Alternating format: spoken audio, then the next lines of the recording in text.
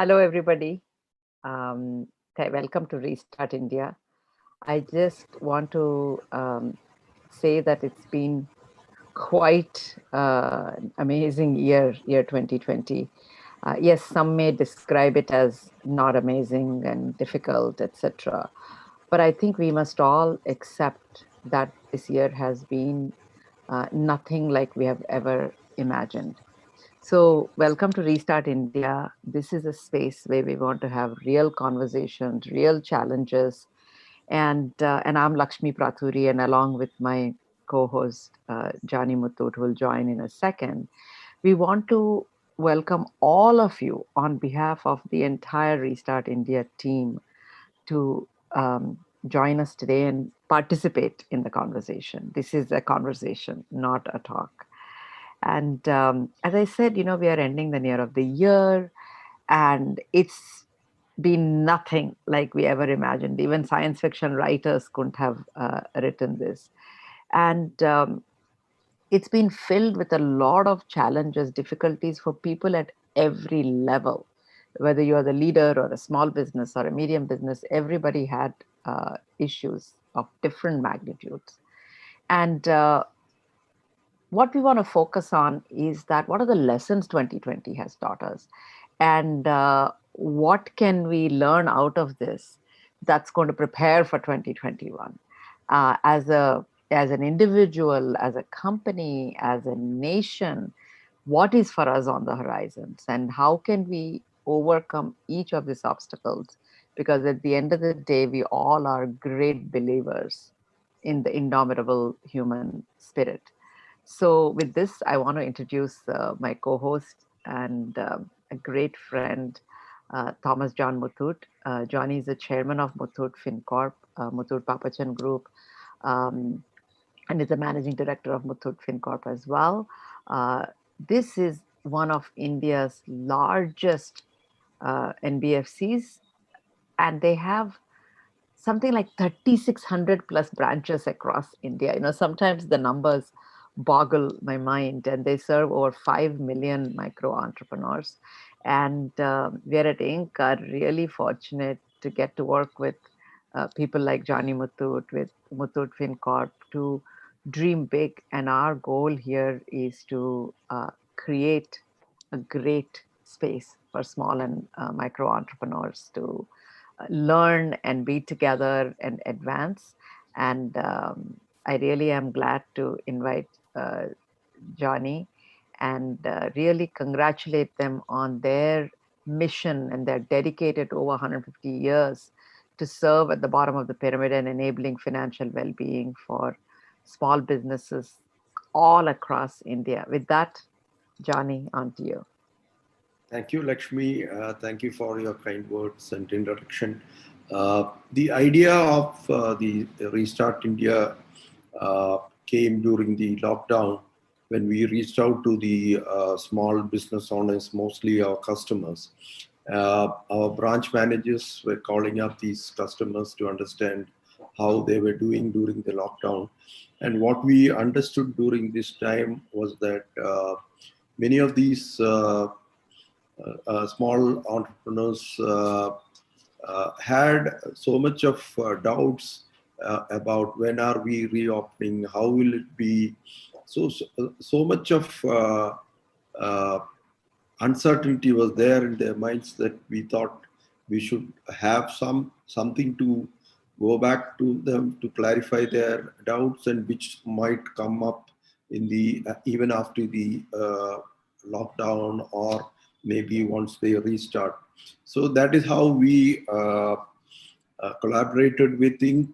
We are very fortunate to be partnering with Inc. to bring this Restart India initiative, and to help the small business where they don't have access to information. When I say small business, I'm referring to the nano micro businesses and the small entrepreneurs in India, where they were the lifeline during this lockdown and post lockdown. They were the ones who were giving us all the essentials, the neighborhood kirana shop or the local medical shop they were the ones who were giving us all the essentials. So, and it has been proven that this is going to stay. These businesses are very important for the Indian economy, and these businesses need support both financially, and also they need information at their fingertips to move to the next level. So that is how we have started the Restart India, and we are very fortunate to have very good mentors on the panel. Wherever we have things to be clarified from experts, we go back to these mentors, and these are the different interactions we have with our mentors. And Dr. Anusha Ravi is also one of our mentors, and we are fortunate to have mentors like this on the Restart India initiative. Over to you, Lakshmi. Thank you. Thank you, Johnny. So, this is going to be our last event for this year before we start something in January. So as we move into as we wrap up 2020 and go into the new year, there is new beginnings, there's new hope, new plans. I mean, we all had to create new plans for our own companies and learn from this year. There have been mistakes made, there have been chances that were taken. We each took risks. We each tried different things because there was no proven model for anyone. The one thing that became very apparent to us in this Restart India team and in larger context is that the only thing that matters today is the community. It's not a single journey anymore. It's any one company cannot solve things. Somebody like an Inc. and a Restart India and all the mentors coming together. That's what makes it. If Muthoot couldn't have done it on their own, Azvi couldn't have done it on their own, and each of our mentors couldn't have done it on their own to the scale at which we are doing. Of course, we each could have done something independently. So number one thing I want to emphasize on is the importance of family. While the entire businesses may have suffered, but it's because we are together, we are learning from each other. That's why we are all surviving. So we want each of our mentors are people who have carved a path for themselves despite not just COVID problem, lots of ups and downs they had. They're seasoned people who have seen things work, not work, and adjust themselves quickly, etc. So we want to talk to our mentors to understand how do they adapt, how do they change quickly, how do they stay nimble, what are the failures they had, how did they get used to uh, the same situation we have all been dealt with. It's never too late to start alone, and it's never too late to learn, and we are going to be learning forever. So what we wanted to focus on today is something that's extremely important for small businesses, which is cash flow management and contingency planning for small businesses. So how do we make sure whatever, there's rain and you can't go out and set up your vegetable stall for 10 days. Anything could happen, something as small as that, forget COVID. So how do we manage cash flow and how do we plan for contingencies? That's really what we wanted to talk about. What is the foundation we can create for you? And as we are discussing, please feel free to post your questions, etc., because we want it to be as interactive as possible. With that, I'd like to invite my great friend and a supporter of anything and everything I do from the day I started Inc. Is Dr. Anusha Ravi. She's the CEO of Park Group of Institutions, and it's a charitable trust providing education to over 20,000 students. They started in 1970 as a primary school. It's not that long ago, 50 years ago. They started as a primary school in Tirupur, and now they have over 20 institutions. And it's not just schools, it's colleges, business schools, engineering schools, many things that are important to prepare a child, prepare a student for the world, including sustainability, etc. And she runs all that. She's the CEO of that. Prior to this, she worked for many years in America, and she's one of those people who came back to India to run an institution here. She was a senior analyst at Anheuser-Busch, and I know that she also worked with Airbus, and she was one of the few women engineers who worked with large group of people to work on very complicated software installations inside Airbus and things like that. And she's directly very deeply involved with the community, very passionate about women in technology, women in business, business excellence in general. And she's won numerous awards, the Infosys Women Achiever Award in 2013, IBJ Business Excellence Award, and ICTAC Women Entrepreneur Award. I mean, this is just, I'm scratching the surface. Every year she gets some award, and she gives back to the community a lot. The time she's giving us today is a great gift. So with that, Anusha, please join us, and let's chat. Hi, Lakshmi. Thank you. That was very kind of you. Wonderful, long introduction. I feel very humbled to, even be praised by you in this way. So, I really attribute, as you said, the awards. I always think each award I get is not for what I've done. It's for what I have to do. So for every award I have to do 5x more or 10x more. This is what I think. So I think that's an motivation. amazing way to think, Anusha, is that each award brings the responsibility to live up to that award.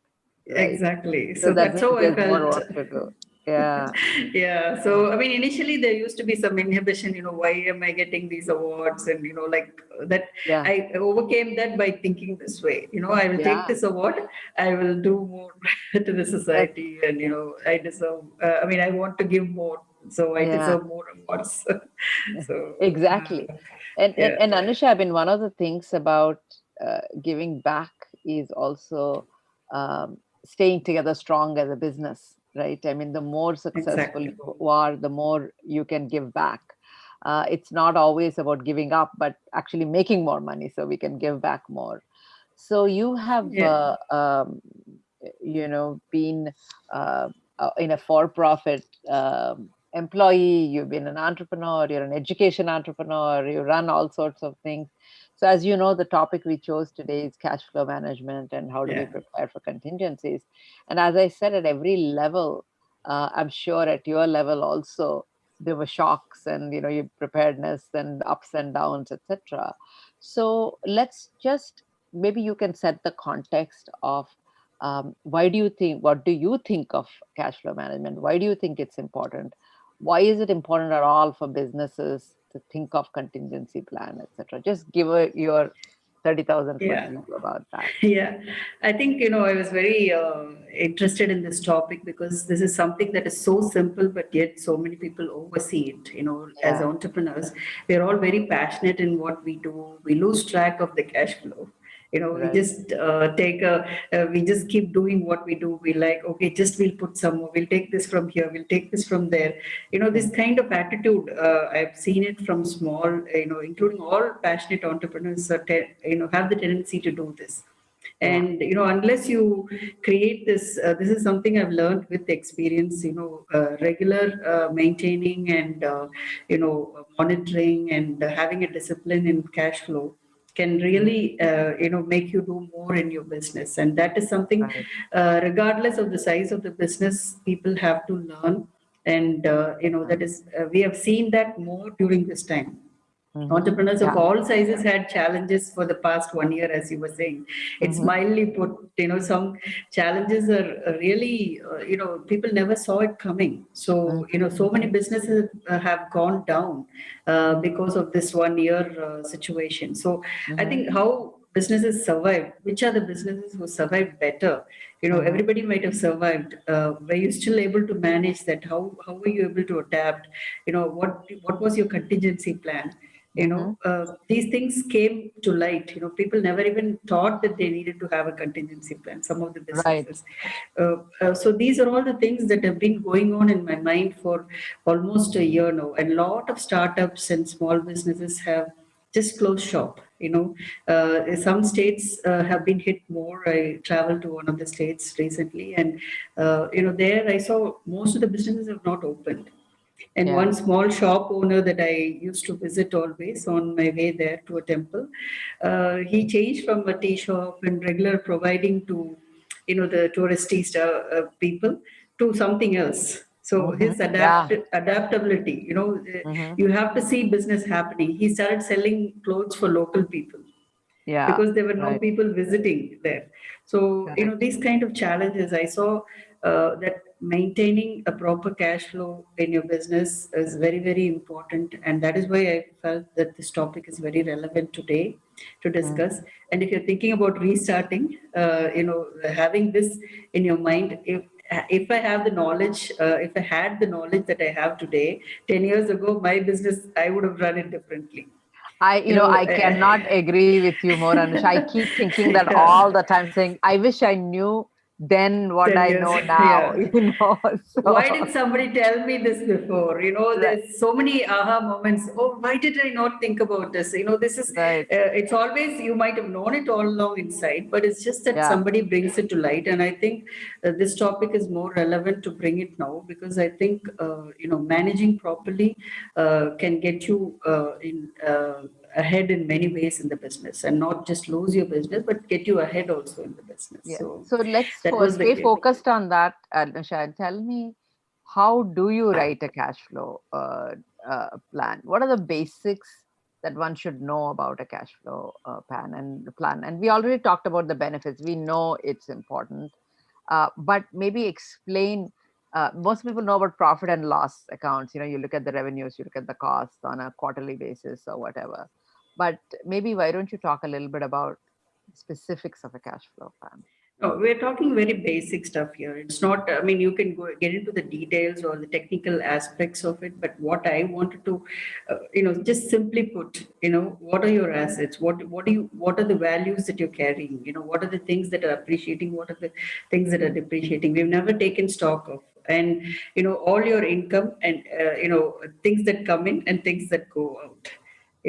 Just having track of, just you don't even have to get to the technical side of it. If you're a very small business owner, getting a small loan and starting a business, just write on one side what all you're receiving and what are all the things that you're spending on. And the operating expense. So just keeping track of this, and the balance sheet is only balanced if both are this thing, just to meet the it should meet the break even. And then whatever else is the profit. So just to maintain that, you need to have a habit of writing it down. For the businesses like us, even though there are auditors and the auditing process and everything as decision makers, how often we look at these statements, these kind of things, we know that overall, okay, this is the figure, and we talk once in 3 months or once in 6 months in a board meeting and things like that. But if you look at it every day, there are places that can be improved. Just for example, we have a power line that is given to us, and we have a 70% discount given by the government order during this COVID time. And I just happened to check with them. Otherwise, they would have made the regular payments. Right. This was given only for the textile mills. Monthly there is an outflow, and 70% of it was reduced because the government order, and that was issued only for the textile mills and a few others, and it can be extended to an education institution. When I asked a few of our friends, they've all paid the whole money, the whole bill. It's simple things like that. If you look at the things, because the revenue and what is coming in, what is going out, just keeping track of that in a very simple way. I'm not talking putting the things together and all that, just maintaining the books, watching it every day carefully. These are the things that many of us miss, and that is what I feel the small business owners can start with, really. I mean, I can't agree with you more, Anusha. Even for us, as I realize we do weekly cash flow and revenue tracking now, as opposed to doing a monthly or a quarterly, and you can catch things Exactly. as they go.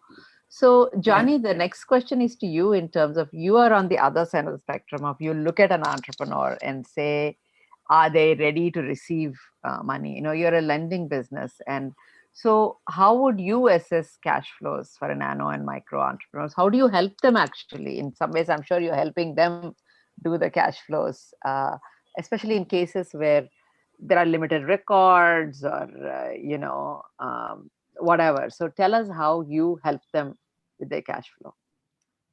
Uh, Thanks, Lakshmi. So, we need to put customers in two buckets. The first set of customers who are formal, who are going to the formal institutions, that is the formal credit market, that's the bank or NBFC. So, all of us are formal customers. So, when we go to a bank or a financial institution, there's two basic questions that is always asked.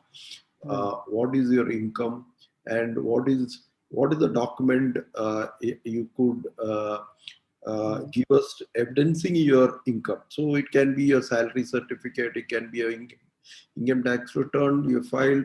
So these are documents that is supporting your income. So the rest of it is built on those documents for you to get a loan from a bank or a NBFC. Now imagine the informal customer who, for him, the first question is pertinent, that what is your income? So he might have a small shop, he might be doing a tailoring business. But the second question, what is your proof? What is it? What document can you give to evidence your income?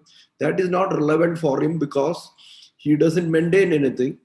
For that customer, we call it as an informal customer coming to a formal credit market. That means coming to a bank or a NBFC. And today, Government of India and the central bank, the Reserve Bank, wants more of these informal customers to come to the mainstream.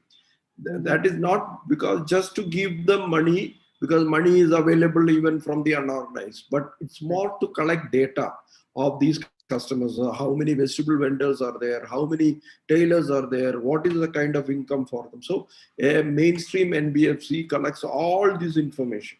Now, how do they collect? Is basically by getting involved with the customer, getting into a personal discussion with the customer, understanding, like what Dr. Anusha was saying. If you have documents, it's very easy to look at it. But if you don't have documents, you have to build documents. So you get into a personal discussion with these customers, and we'll have to discover the cash that is available for that customer on a daily basis, because he's selling, he's buying, and he's taking home for his home expenses. So we'll have to cast this daily cash flow from a personal discussion, understanding how much is he selling, how. So this personal discussion will give us a discovery to his daily cash flow. On that daily cash flow, we'll have to build we'll have to month maybe, then project it for a year. Basically, for these small borrowers, it's necessary just to understand what is their monthly income or a monthly cash flow based on his daily cash flow. And once we arrive at it, the formal and the informal customer is now same, because both of them have the cash flow with one with the document, one without the document. Somebody has built it through a personal discussion. Now, after that, the process is the same. You assess how much you can give to this customer. So if his cash flow for a day is say 1,000 rupees, for 25 working days in a month, it will be 25,000. Looking at all his outflows, we can assess how much loan we can give to that customer. Then that is how we give loans to informal customers. And 99% this calculation would be perfect, because we are collecting all these through a structured personal discussion. It's not just a personal discussion, but there is a structure for this. And based on the structure, we put that make notes on it. Then you can do the calculation where you can easily arrive at what is the available surplus for the customer to pay the installment. So this is how we onboard a informal customer, and now onboarding informal customer to the formal lender is what the government of India really wants. That is the financial inclusion we are talking about. Mm-hmm. And continuing on that, as a lender, you're looking at it and saying, what do I look at? And what the unexpected benefit out of it is that the entrepreneur is also learning how to do cash flow, because they know that based on which you are going to decide.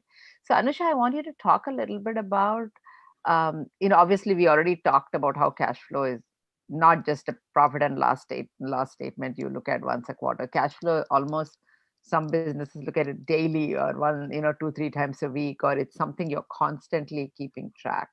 So as you're going through it, there are many financial variables we need to take care of. So what are those, and what are some of the red flags we need to watch out for when we are doing cash flow?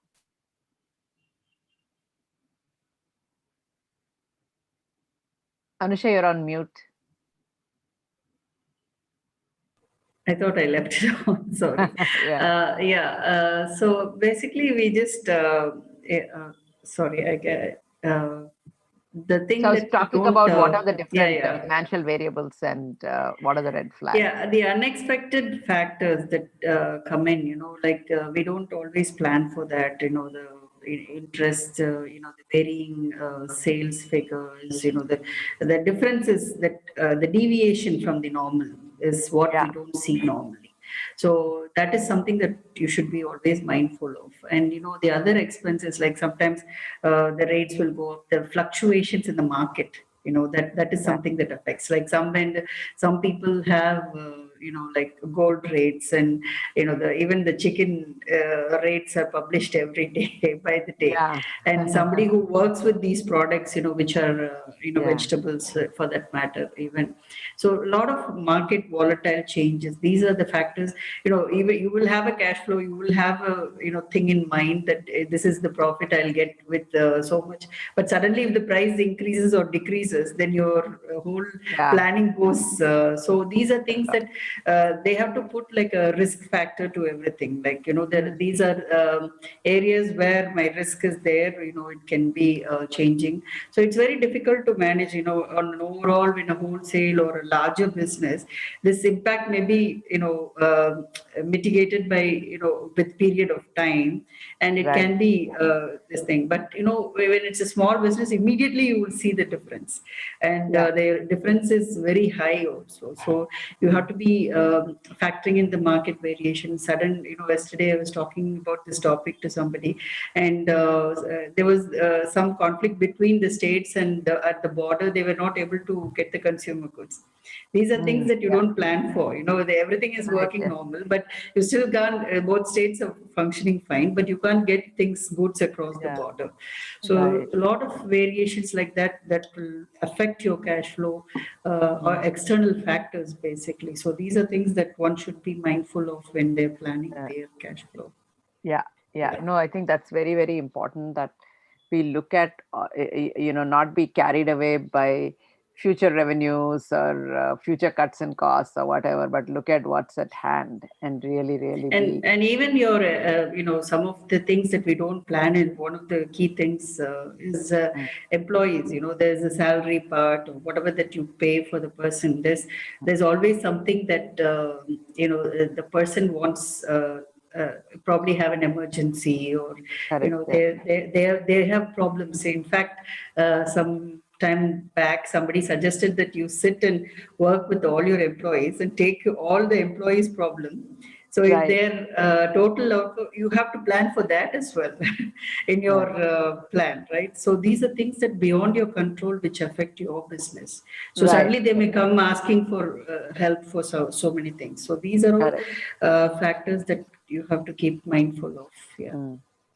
Johnny, as Anusha is talking about, I was also thinking of one of the things we are doing in this Restart India is actually training the small entrepreneurs, right? I mean, in terms of it's not just, as she's saying, cash flow or be it anything, it's not done once a quarter, it's done on a daily basis, it becomes like a habit. So, what sort of, in what ways we can educate, encourage micro, mini, nano entrepreneurs to make sure they manage their cash flow and not default on anything? What can we do to educate them? One thing we should always keep in mind, once we bring these informal customers into the formal lending market, the opportunity for these customers is opening up. So we are collecting data, the data analysis done on these customers. So so much of opportunities we are opening up for these customers. We need to educate these customers, saying Right. that these are the opportunities that will come along with this. It's not just money that's coming to you. Correct. There are other opportunities that will come to you, because if you are a prompt pay, you would have other benefits that's coming to you, to them. And we'll have to really counsel, educate them on how to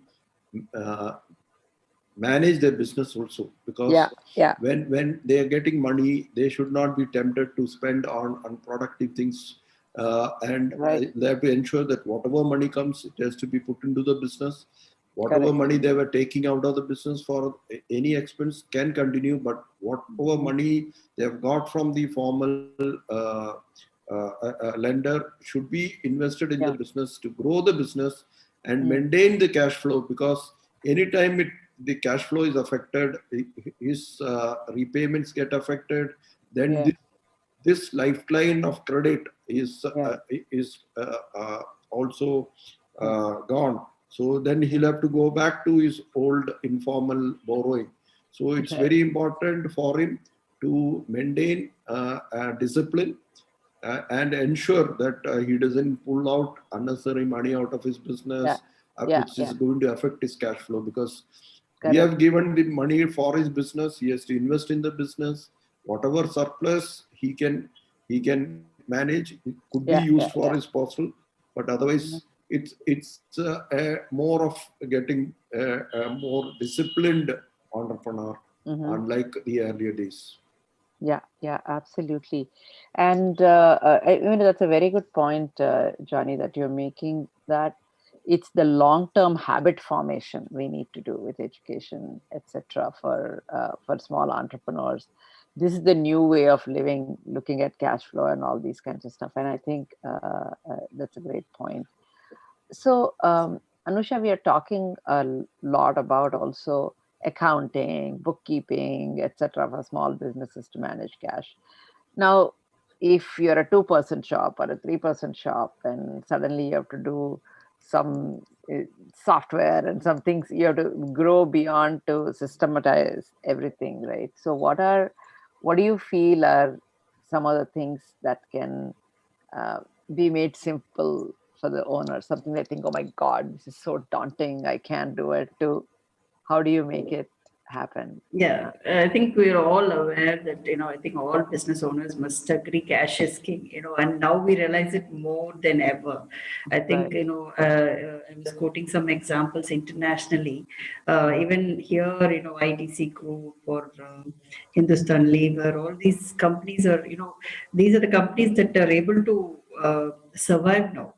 First thing is for a business owner to keep the business running. So first, they have to get into the discipline, as Mr. Johnny was mentioning. The discipline of bookkeeping is very, very essential. And how to make it simple is, they don't have to, as I started with my initial conversation itself, just writing, the in and out in just a normal notebook is even good enough to start with. It is not necessary you need a fancy software and all that.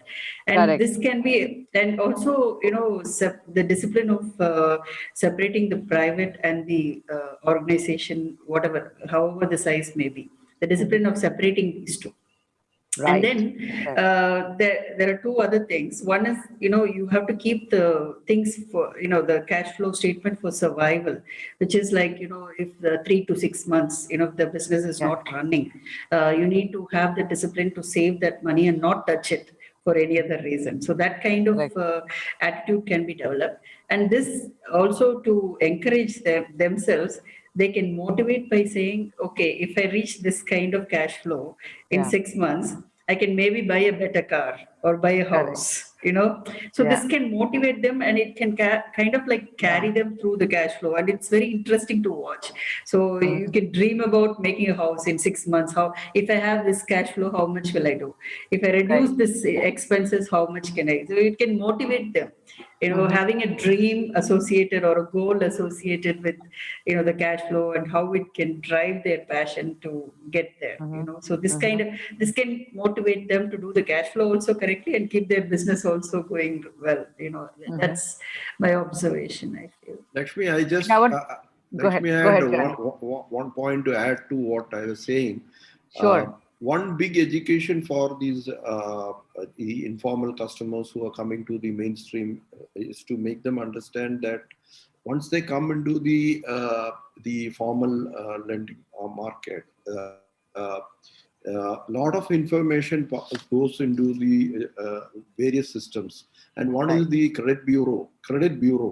So a prompt customer's information, when it goes into the credit information bureau, Mhm. what happens is his score, he gets a better score, higher Sure. score. So we'll have to teach these customers, educate these customers that this score is going to matter in future for his all his borrowings from banks, NBFCs, and Correct. this is something very important for him. And the moment Correct. the score, if he's getting a lower score because of poor repayments and Mm. poor payments, he's going to suffer in future. He may not get a loan from a bank or an NBFC, and he's lost. So this Correct. is one piece of information and education we give to all these informal customers. Mhm. You are now coming into the mainstream. It comes with a lot of benefits. You're going Right. to a lot of opportunities are opening up for you, but it also has got problems. You are being watched. Your Yeah. information is being collected, and it is put into the bureaus, and you might benefit or you might lose depending on how Yeah. disciplined are you. So this is a big Absolutely. education for the small borrower, and Mhm.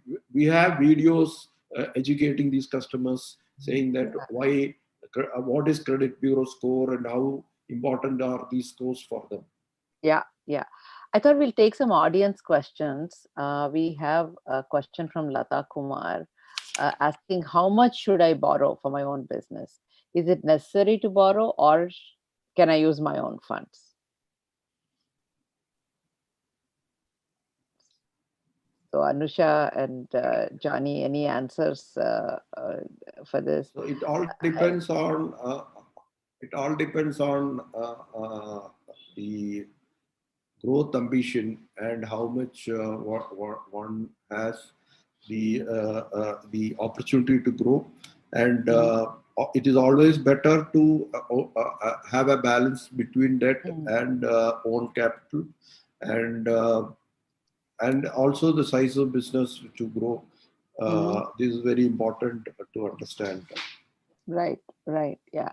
And the only thing I would say is that in general, if you can afford it, put your own money, but not for too long. I think if the plan is not strong enough to attract someone else's money, you just shouldn't embark. You got to keep finding that person who will believe in it, because I think otherwise we are not solving a problem out there. We are just doing what we want to do. So I think it's important to get market inputs all the time, talk to people, potential customers, friends, etc., and say, hey, I need, if you need 1,000 rupees or 5,000 rupees, and if you feel this way, I'm not, I don't have a, big interest loan or something of that sort, it's fine. But if you want to really build it as a business and make it big, you have to find even an angel investor, your family who says, here is 50,000 rupees, 10,000 rupees, or a microcredit loan. Somewhere, somehow, you have to have your market and the outside people telling you you're worth our investment. It's up to you to take it or not take it. You might say, for 5,000 rupees, I don't want to. But for 50,000, maybe it's better. You can figure it out. But my suggestion would be to uh, look at what's really needed and then make the decision of if you want an external investor. Yeah, Anusha, do I you have think you anything should be, to? what I Yeah, wanted to add is you have to be conservative in your borrowing. But if you're confident that the business will generate the revenues to meet the loans that you're yeah, taking, you can go ahead, you know, correct. unless you're not sure about that, that's when you have to think. And of course, there will be risks in that. So, once you're confident that whatever you're investing in will have that kind of returns on investment, I Mm-hmm, think borrowing can be done. And the personal, when they have personal funds generated out of the business, most of the people end up, investing in it. There should be a balance, as Mr. Johnny was saying, is mm-hmm, that have a balance between these. Uh, mm-hmm. Investing, and also they can take returns from investing in other places like Correct. bonds and in savings and all these things also. So that will Yeah. be a contingency plan which we should talk about next. Right. So, I mean, I So was they just going to should be say, balanced. why don't both of you address a little bit on this as to what are the contingency plans we need to take, starting with, as you were saying, X number of months of salary, or how do we insure ourselves against stuff? So, why don't you both talk a little bit about, um, in obviously, in addition to managing the cash flow, how can you manage contingency and increase your borrowing capacity? Anusha, you Yeah. want to take it first? Yeah, Yeah. I think this is something, the value of having a contingency plan or a backup plan, or like whatever you want to call it. Most Mm-hmm. people don't understand what when we say contingency. So if something happens to your business, the next few months, Mm-hmm. and you are not able to generate any revenue out of it, then you need to have some amount to spend on your business to keep the business continually running, instead of just coming to a grinding halt. And Mm-hmm. that is the plan that you need to have for contingency. There Mm-hmm. are insurances that you can take up on your sales. The example I was telling, between the Right. two states, the goods were not able to come. And the Mm-hmm. person I was talking to realized that there is an insurance that can be done that could have saved his sales, the revenue that was coming, if even if it was stopped in this situation. So Mm-hmm. there are ways and means to be safe when we are doing this contingency planning. And who knows, everybody watches Wimbledon tennis, and even airlines. I was we are now in COVID. I think SARS. I think many people would remember. I was working with Airbus at that time, one of the major airlines in Asia. All the airlines went down after SARS. I think after 9/11, after SARS, all the airline industry was totally affected. There was Yeah. this one Yeah. airline in Asia, because I was working closely with them, that they had at least 1 year operational expenses put away, without which I think all the airlines went bankrupt at the time, almost all of them.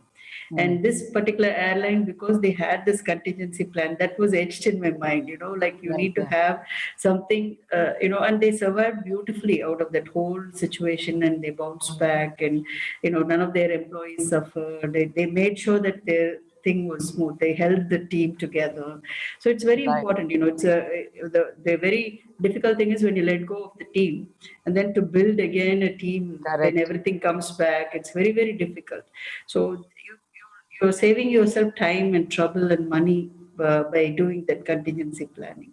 And Yeah. I feel it's very, very important. Yeah. Wimbledon example was the insurance that they got. Every Mm. year, we know that the matches are happening. Now this year the match couldn't happen because of COVID. Who knew? But they were paying for many years millions of dollars. Now this year they've got the entire revenue what they would have generated if they had a match going on. So Yeah. these are all things that we think it's not necessary. Why pay so much for that?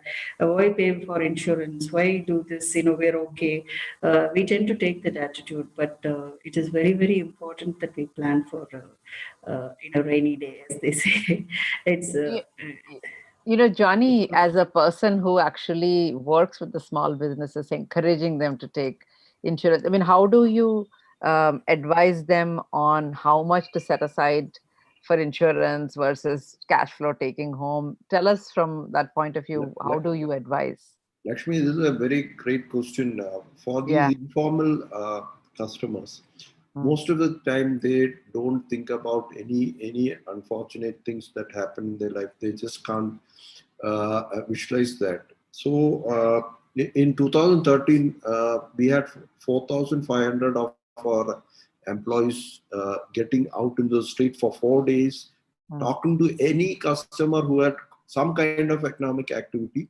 It can be the samosa wala, it can be the small tailor, the vegetable vendor. So just to understand who was providing them working capital, how they were getting the capital for their business. And in the course of this conversation, we also asked them what is their biggest worry in life.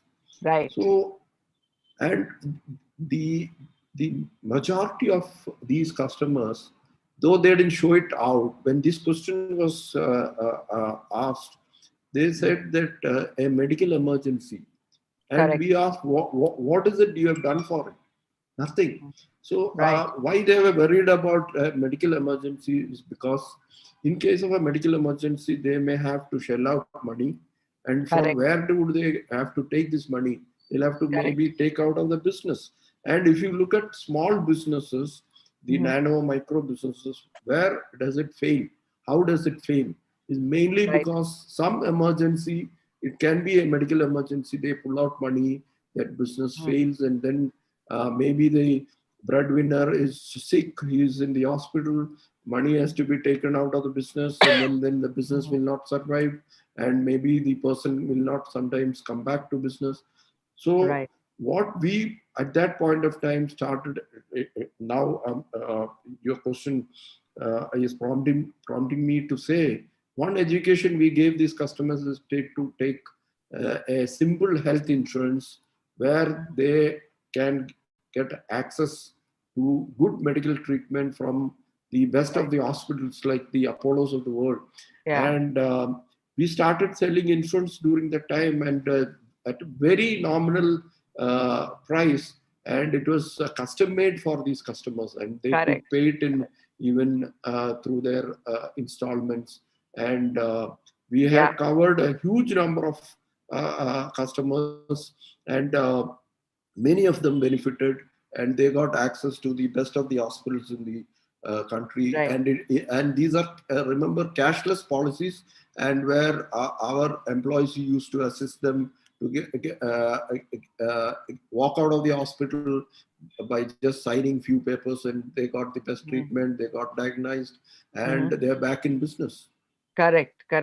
And I think that's a very good point, that a lot of people say it could be a wedding in the family, or a wedding or well-being, that can completely wipe them out.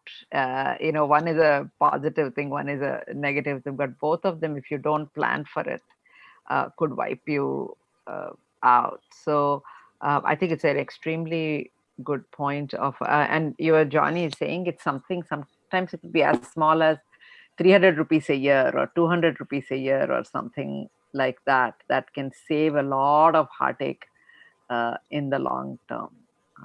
Correct? I think after post-COVID, a lot of insurance companies are doing well. Right. Yeah. That's. I think the realization and I'm has sure come. some of the insurance companies are paid out also, right? Like the Wimbledon one, where somebody was They smart also enough. have their. They're also having to pay out, but that's what Exactly. it's We have another Yeah. audience question from Leela in Bangalore. She's saying that I'm building my business plan for a tech-based sales software, and I have a small team working for me. How do I build contingency planning into my business right at the start? What are the risks and challenges that I need to consider? It's a tech startup. Yeah, it's a tech-based sales software, and she has a small team, and she's talking about how does she build contingency plan, and uh, what are the risks and challenges she needs to consider to grow the company in general, etc.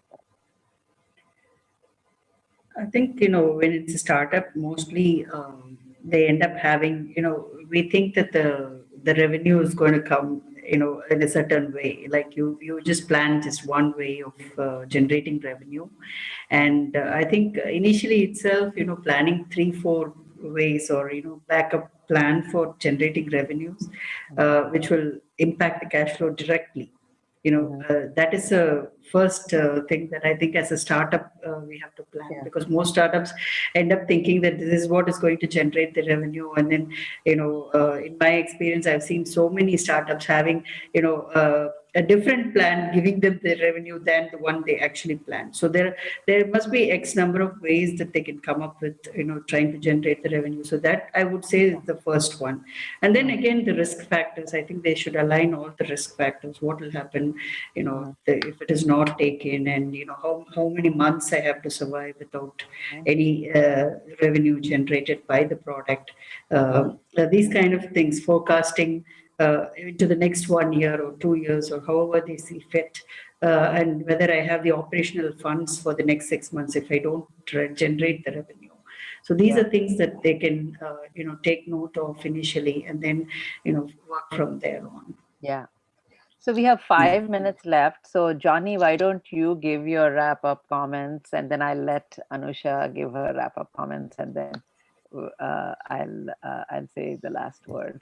So, like what Lakshmi you said at the beginning, so 2020 is just a few days away, and we're getting into the next year with a lot of hopes. And I'm sure whatever we have gone through this 2020 with regard to this pandemic, I think we'll have better days, and uh, all small businesses, micros, nano, small businesses, I think has a great opportunity in the coming year, because there is a lot of pent up demand.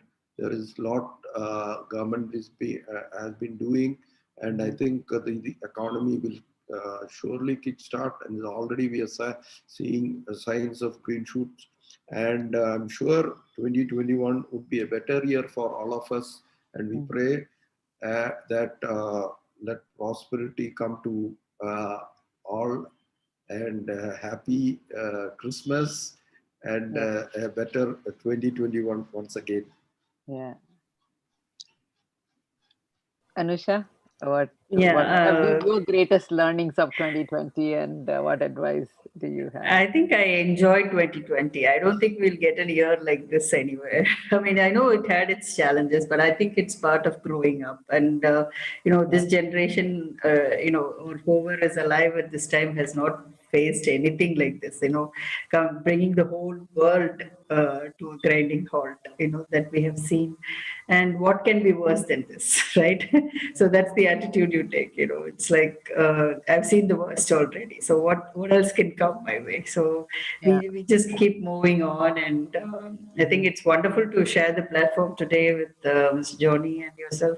Hope Johnny will bring Santa to a lot of people's homes this year. And, I think it's funny that I was talking more about cash flow and revenue and money, and he was talking about training and education of people. So it was You're nice. learning I each other's enjoyed. business. Yeah. So I'm in the education business and he is in the other one, and we realize the importance of each other. I think that's very Right. important, and I think that's complementing. And it was interesting that the conversation naturally was led that way. Yeah. But yeah, this is great.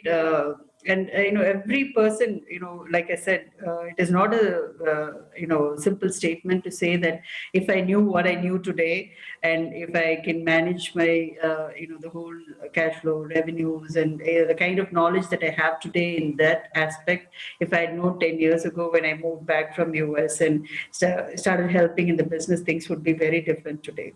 So we Yeah. can do much more wonders.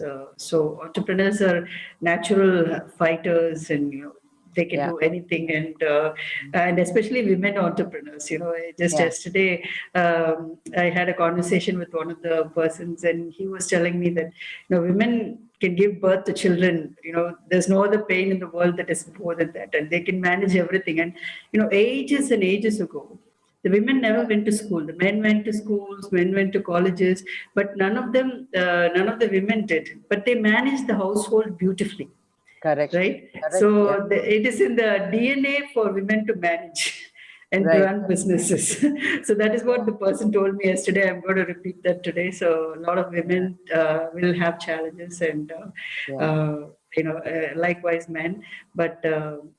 We have it in our DNA to do better and manage situations better. So Yeah. all the best to everyone. Happy 2021 and happy Christmas as well. Thank you. And thank you to both of you. As I said, Anusha, and Johnny, the best gift we can give to each other is the gift of time, because it's the most precious and something that's not going to come back. And with that, a great thanks to the people who are tuning in for giving us your time now, as well as watching this later. And I just want to say that, be it at a Muthoot FinCorp level, who serve millions of customers and have thousands of employees and have 4,600 branches, to someone like an Anusha who has 20,000 students and hundreds of employees and many educational institutions, to someone like us who have less than 20 people to manage and do things in a much larger way. It doesn't matter at any level. Everyone has had challenges. Each of us had to learn how to reinvent ourselves. And as I was sharing, I used to look at cash flow statements. Actually, I never looked at cash flow statements. I used to look at only P&L statements on a monthly basis or a quarterly basis.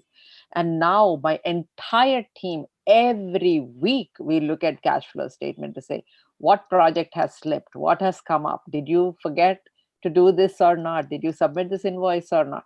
I mean, the level of detail to which the finesse with which we are managing is really amazing. That's why I'm like, man, I wish I did this 10 years ago. Our business would have been at a different place. But I really want to thank everyone. I agree with Anusha that I think 2020 has been an amazing teacher. Somebody put a cartoon up saying the best teacher of the award goes to COVID, for 2020, because it's been tough lessons. I mean, people have lost lives, people have lost livelihoods, and we each had to let go of teams, scale down our operations. Very, very painful. But out of the pain always comes, any glimpse of pleasure comes only from pain. It's not always the calm before the storm, but storm always gives rise to clear skies. So with that, we wish you a very, very Merry Christmas, Happy New Year, and no matter where you are, just plan for a better 2021, because by definition, that's how it's going to be. So thank you so much for your time. Thank With you, that, Lakshmi. Thank thank you. you from Restart India team. Thank you. Thank Thank you, you, everyone. Anusha. Thank you, Anusha. Thank you.